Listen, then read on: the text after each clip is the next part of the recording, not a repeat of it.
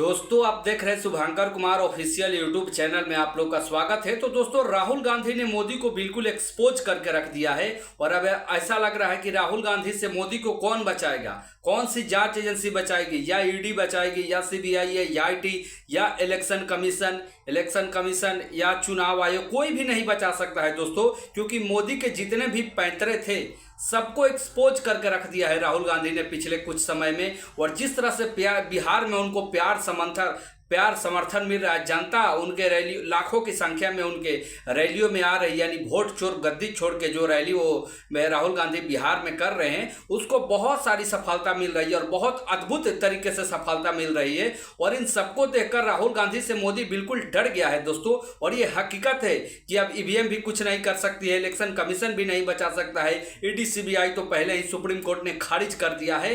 तो अब दिन पर दिन मोदी को अपने सत्ता जाने का डर सता रहा है और राहुल गांधी को पता है कि एक बार बिहार का इलेक्शन अगर हाथ से गया तो चंद्रबाबू नायडू और नीतीश कुमार कभी भी पासा पलट सकते हैं, क्योंकि वो जिधर सरकार बनने की ज्यादा संभावना होगी उधर ही जाने वाले हैं।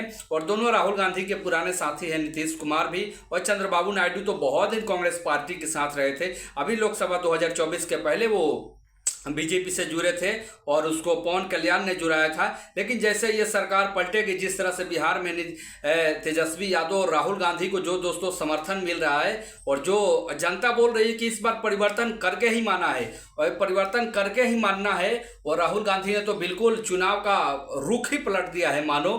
और ये जो लाखों की संख्या में जो रैलियों में भीड़ आ रही है दोस्तों, अगर ये वोट में कन्वर्ट हो गई तो आप आज लिख कर रख लीजिए कि तेजस्वी यादव यानी कांग्रेस पार्टी और तेजस्वी यादव आरजेडी पार्टी और राहुल गांधी कांग्रेस पार्टी को कम से कम 170 से 80 सीटें मिल सकती है। और आपको पता होगा कि 243 का विधानसभा है, जिसमें सरकार बनाने के लिए आपको सिर्फ 122 सीटें की जरूरत पड़ेगी। और इस बार कल छल बल कुछ नहीं चलने वाला है। और जिस तरह से दोनों नेता जमीनी स्तर पर मेहनत कर रहे हैं, उससे जनता में भी विश्वास है कि इस बार हर हाल में बिहार में बदलाव करना है और एक मजबूत सरकार का नींव रखना है, जिसमें तेजस्वी यादव मुख्यमंत्री बन जाएंगे, इसमें कोई दो राय नहीं है। अगर इंडिया गठबंधन की सरकार आती है, और राहुल गांधी ने भी क्लियर कर दिया है कि इंडिया गठबंधन की आप लोग सरकार बनाइए और जिसका नेता तेजस्वी यादव को चुना जाएगा, इसमें कोई दो राय नहीं, क्योंकि दूसरा ऑप्शन बेहतर नहीं है तेजस्वी यादव से। लेकिन दोस्तों मोदी और राहुल गांधी में असली मुकाबला होगा कि अगर बिहार की सत्ता जाएगी, बिहार की सरकार बदलेगी, तो वहां तो मुख्यमंत्री तेजस्वी यादव बन जाएंगे, इसमें कोई दो राय नहीं है। और राहुल गांधी का समर्थन उनके साथ है और बहुत वर्षों से समर्थन उनके साथ है। 2020 चुनाव में भी दोनों गठबंधन में लड़े थे और काफी अच्छा प्रदर्शन किया था। और बट ये दिल्ली की सत्ता अगर जैसे जाएगी तो राहुल गांधी का प्रधानमंत्री बनने का रास्ता बिल्कुल ही क्लियर हो जाएगा।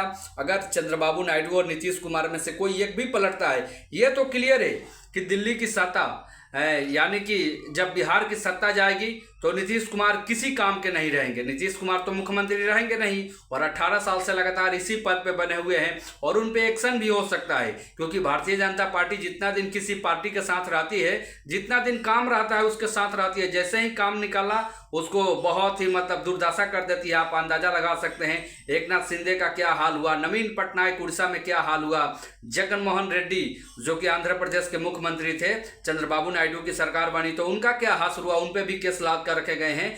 तो नीतीश कुमार के लिए दोहरी मापदंड होगा।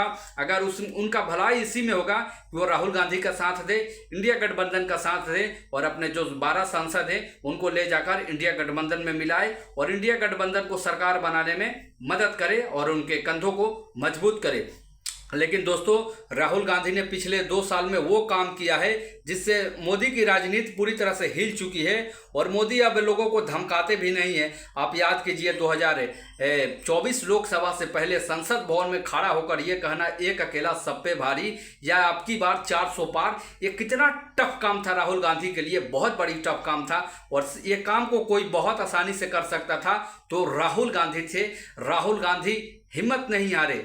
उससे लोकसभा चुनाव के 5 महीना पहले ही उनके पास छत्तीसगढ़ का राज्य था, उनकी सरकार थी, राजस्थान की सरकार थी, मध्य प्रदेश में उनकी सरकार बनने की बहुत ज़्यादा चांस थी, जहां भारतीय जनता पार्टी ने उनसे छीन लिया ऐसा कहा जा सकता है। लेकिन उन सब के बावजूद 3 दिसंबर को जब रिजल्ट आया इन चारों राज्यों का, तो तेलंगाना में तो कांग्रेस की सरकार बनना तय था, क्योंकि वहां पर बहुत जोरदार समर्थन मिला राहुल गांधी और कांग्रेस पार्टी को। लेकिन राजस्थान भी उनकी जीतने की संभावना थी। और मध्य प्रदेश जो एमपी था वो तो 100% ऐसा लग रहा था कि जनता वहां के बदलाव चाहती है और कांग्रेस पार्टी को सरकार सत्ता देना चाहती है, क्योंकि 2018 में भी कांग्रेस पार्टी ही जीती थी। लेकिन बीच में सरकार को चुरा लिया था मोदी और ज्योतिरादित्य सिंधिया ने मिलकर, ज्योतिरादित्य सिंधिया ने गद्दारी कर दिया था राहुल गांधी और कांग्रेस पार्टी और वहां के जो चीफ मिनिस्टर थे कमलनाथ के साथ। लेकिन जब 3 दिसंबर को रिजल्ट आए तो भारतीय जनता पार्टी ने इलेक्शन कमीशन और ईवीएम के मदद से राजस्थान भी जीता, छत्तीसगढ़ भी जीता और मध्य प्रदेश भी जीता और तेलंगाना जीता राहुल गांधी ने या कांग्रेस पार्टी को, जिन्होंने केसीआर को रिप्लेस करके अपनी सरकार बनाई।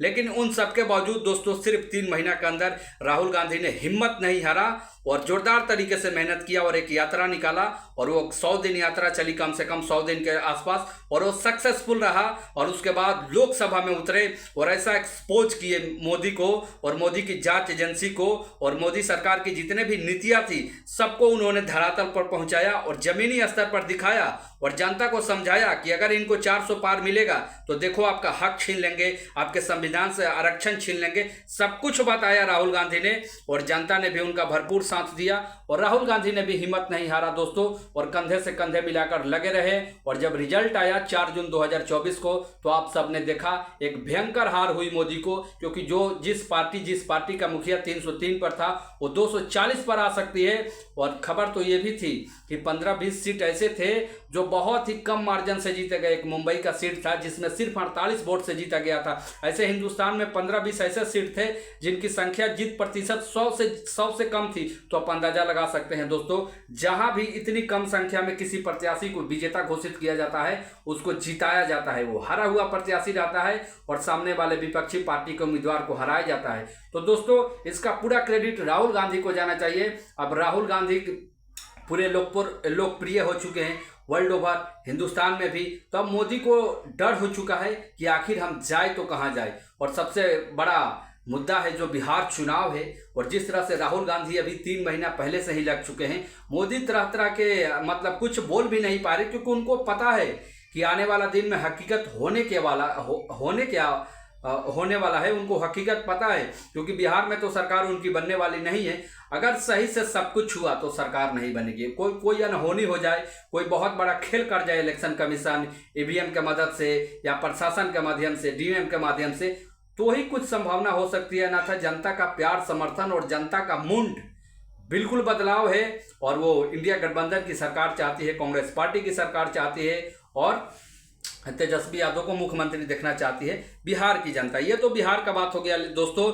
लेकिन सबसे बड़ा जो डर मोदी को है वो राहुल गांधी का डर है, क्योंकि राहुल गांधी किसी भी मुद्दे पर मोदी को लगातार घेर रहे हैं और किसी भी मामले में छोड़ नहीं रहे। सबसे बड़ी ताकत यही उनकी है कि किसी भी मुद्दे पर मोदी को भागने नहीं दे रहे हैं। अभी वो गया में गए थे रैली करने, गया में भी राहुल गांधी ने एक्सपोज करके रख दिया और आप अंदाजा लगा सकते हैं मोदी और नीतीश कुमार इतने डरे हुए हैं कि जब राहुल गांधी रात को सभा कर रहे थे तो वहां से लाइट भी काट दी गई। आप अंदाजा लगा सकते हैं दोस्तों, ये सब काम वही व्यक्ति करता है जो सामने वाला से बिल्कुल डर गया होता है। और वही स्थिति नरेंद्र मोदी और नीतीश कुमार की है बिहार में। और राहुल गांधी दिल्ली से जाकर बिहार में इतना प्यार समर्थन पाना ये बहुत बड़ी अचीवमेंट होती है और ये बहुत बड़ी ताकत है और जनता का ताकत है राहुल गांधी के साथ, इसीलिए आज तक टिके हुए दोस्तों। बिहार में लगातार रैलियां कर रहे हैं, दिल्ली आते हैं और फिर बिहार भागते हैं और फिर बिहार से दिल्ली। आप अंदाजा लगा सकते हैं इस बारिश के मौसम में भी इतनी तगड़ी मेहनत करना, और इसीलिए उनके साथ जनता खड़ी हुई है। और यही ताकत है राहुल गांधी को, जो हिंदुस्तान के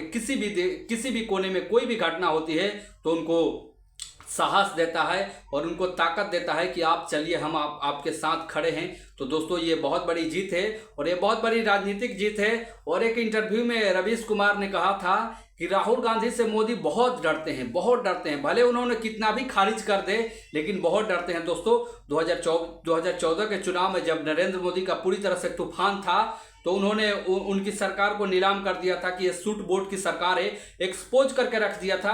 तब उनकी सरकार नहीं बनी थी। अभी 2014 इलेक्शन टाइम का ये इंटरव्यू है, इलेक्शन टाइम का ये बाइट है, लेकिन सरकार बनने की चांस ज्यादा थी क्योंकि नरेंद्र मोदी पहली बार मुख्य धारा की राजनीति यानी केंद्र की राजनीति में आ रहे थे और उनका जलवा था उस समय देश में। और वही जलवा 2024 से लेकर 2029 तक राहुल गांधी के साथ होने वाला है। और जब 2029 में प्राइम मिनिस्टर बन जाएंगे तो ये जलवा 2029 से लेकर 2050 तक यानी 20 साल कंफर्म रहने वाला है, क्योंकि युवा है और विजन वाले नेता हैं और पढ़े लिखे हैं और शिक्षित लीडर है और हिंदुस्तान को एक बहुत पढ़े लिखे प्रधानमंत्री की जरूरत है। तो दोस्तों चैनल को जरूर सब्सक्राइब करें, लाइक करें।